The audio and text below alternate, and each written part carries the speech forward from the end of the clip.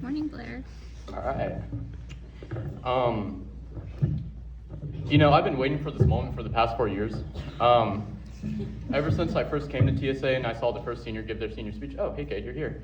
Since I saw them give their first senior speech, I was like, dude, I want to get up there and I want to be able to say what I need to say in front of all my peers.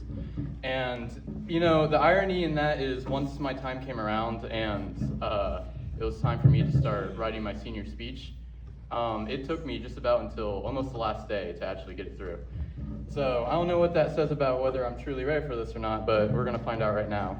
So my speech today is going to be 5 pieces of advice from a senior unto all my underclassmen, which is, majority of you, at least I assume. So my first one here is to pay attention in class. I know how it is being in the middle of the classroom. It's 8:20 in the morning. You haven't been up for an hour, maybe 2 or so. And there's someone yapping in your ear about something along the lines of the quadratic formula.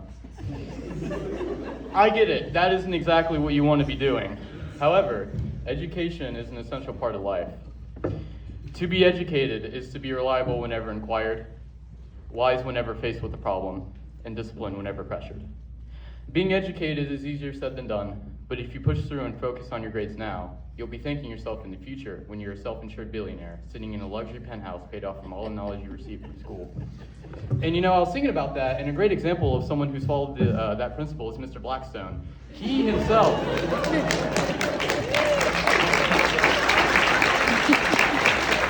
Is Mr. Blackstone in here right now? Hey, Mr. Blackstone. He made his billion-dollar fortune simply by applying what he learned in school and, applying it into the real world. And that's where he gets all his success from, even if he, doesn't admit he's truly a billionaire. I know who you really are. What did 20 do when it was hungry? 28. All right, so for my second piece of advice here, it's to respect your teachers. And teachers are the foundation to your success. Teachers are the foundation to your success as a student. Other than yourself, these are going to be some of the people that dictate whether or not you graduate. So think wisely whenever you decide to horse around during English class. Our teachers go out of their way to create a curriculum specialized to us students to prepare us for college. And even through some of our mishaps as students, they will still greet us every day with a smile, and they'll pass down knowledge important for us, not only to use during college, but far down the line in our lives as well. Our teachers are here for us, the student body. They go through 4 years of college, possibly thousands in student loan debts, and honestly, compensation that'll probably never match the work and effort they put in just to educate you. You have to love your teachers like they love you, because even if it doesn't seem like they do, with all the homework, the projects, the boring lectures that you really don't want to hear, quadratic formula, it's all for your future and your benefit. So, come on guys, just go easy on them. Respect your teachers. Oh, almost skipped over my joke here. I once saw our old football coach, Tidwell. Does anyone remember Coach Tidwell? Yeah, good guy. I miss him. I once saw him in the gym lobby. He was at a vending machine and he seemed to be upset. I went up to him and I asked, Coach Tidwell, you look a little upset. What seems to be the issue? He looked down to me and he said, Blair, I put $3 into this vending machine, but my drink was only $2.75. They ain't refunding me, man. I want my quarter back. All right, so my third piece of advice is to be persistent. Persistence is continuing in a path despite the difficulty of it. This can be applied to your school career in many, many different ways. You could spend an entire week studying for a test just to get a lackluster grade you weren't at all expecting. You could put 110% of effort into a sport you play just to end up not balling out whenever game day comes around. Whatever it is you decide to apply yourself to, there's always going to be a possibility of failure, no matter how well you prepare for it. Failure will humble you, but persistence will take that humility and use it to build resistance. Persistence is taking that poor grade and committing to doing better next time, even when it feels discouraging. Persistence is continuing to put 10% of effort into your sport, even when you don't ball out every time. Some of the most successful people in the world, like Mr. Blackstone, didn't get to their position because it came easy to them, but because they kept pushing forward whenever things were difficult. And that is called persistence. There's a new restaurant in town. Its named Karma. There isn't a menu. You just get what you deserve.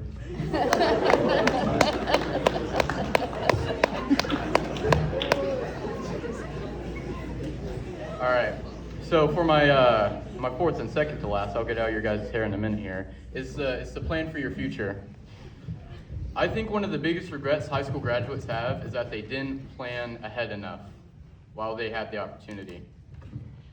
Thinking about what you want to do after high school is incredibly important. A lot of people only tend to think so much about what they're going to do after school, but they don't plan the steps on how they're going to achieve that goal. So, while you're still here in high school, without the stress of needing to get out into the world and apply for a job immediately, take some time to really think about what you want to accomplish after graduating. Think of the steps you need to take to put yourself into the position you want to be in 5 or 10 years from now. You'll be thanking yourself whenever you're relaxing in that penthouse you have. You know, the one right next to Mr. Blackstone's mega mansion. Oh, I keep missing the jokes. Gosh, guys, I'm sorry. The one and only time I ever went golfing was with an acquaintance of mine. When I showed up to the course, I saw he had 2 pairs of pants on.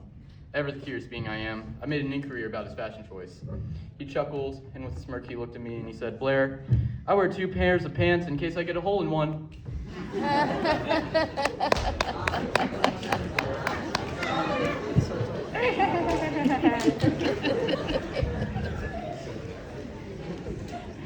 All right, so last but most certainly not least, I think I saved the best for last year, is to spend your time wisely and have fun. You know, you only get so much time in high school, or in school in general, sorry. You know, one second you're a freshman nervous about transitioning from middle to high school, the next second you're writing your senior speech with only 3-4 months left in the school year. Once you shake Mr. Harrod's hand and get your diploma, the entire world opens up at your feet. The tutorial is over, and now it's up to you, yourself, to propel yourself into that success.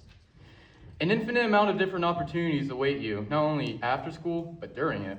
So, while you're getting your work done and being the best student you can be, make sure to stop and look around for a second, because you just might miss all that's happening around you. Join a sports team, participate in a school club, and if you're not into any of that, should have listened to Miss Bell's tip. I've lost where I'm at. And if you're not into any of that, there we go. Show up to a game or a school event and just show out. Your teens are something you can only experience once.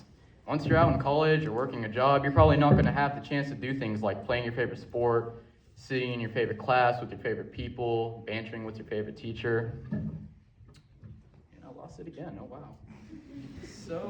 So enjoy school for what it is while you can. Take advantage of the opportunities, the friendships, and the countless memories you make every day.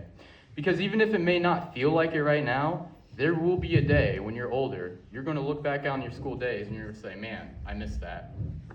All right, that's all I got. Go Generals.